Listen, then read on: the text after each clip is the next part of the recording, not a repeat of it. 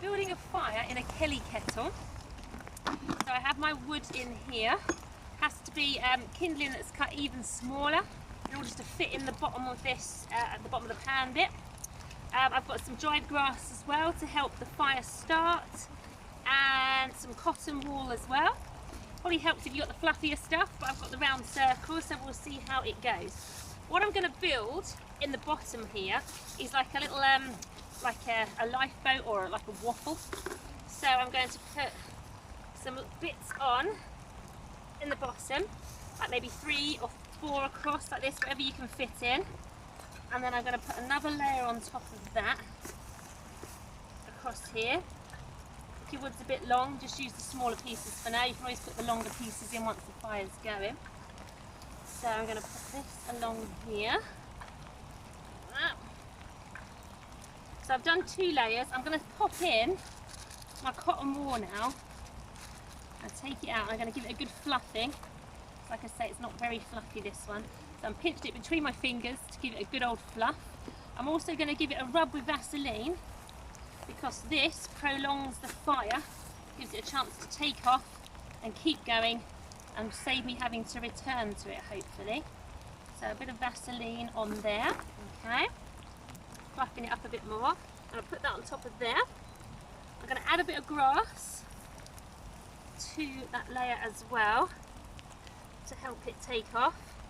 A bit of bird's nesting with my cotton wool there in the middle.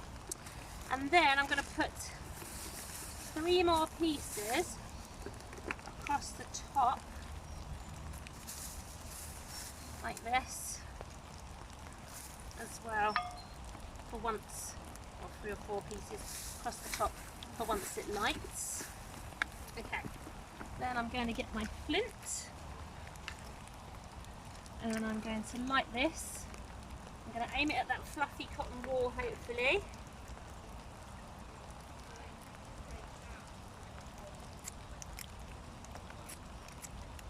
I'm a bit Vaseline actually.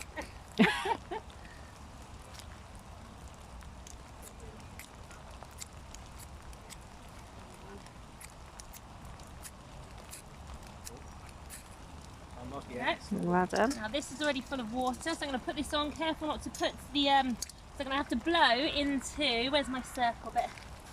Circle bit's on the back here, so I'm going to make sure all the steam that's coming out, the hot smoke, the hot steam is going to be in the other direction, coming out this way, so that I can blow down here in this hole if I need to keep it going and not get any hot steam or anything in my face. Now at this point, you can add to the fire. So it's going to take off in there. I can carefully look at the top here to see, check that it's going all right. I can either post sticks from the top safely if I want to, or I can poke them into the hole around the back here to keep the fire going. But as soon as you put that on the top, it immediately acts like a chimney and it should generate the fire and put it in the right direction and start heating the water in the wall around the outside. I've got my trusty gauntlets here, so I won't be taking it off when it boils without using those, because there'll be hot steam everywhere, so I'm going to use those. And you will use this bit here on the end, so you'll lift it off with the gauntlets, take out the plug once it's whistled, and use the chain to help you tilt and pour into the teacups, otherwise you've got no way of tilting it properly. So that's why you don't have to touch the chimney at all, because it'll be really hot once it's boiled.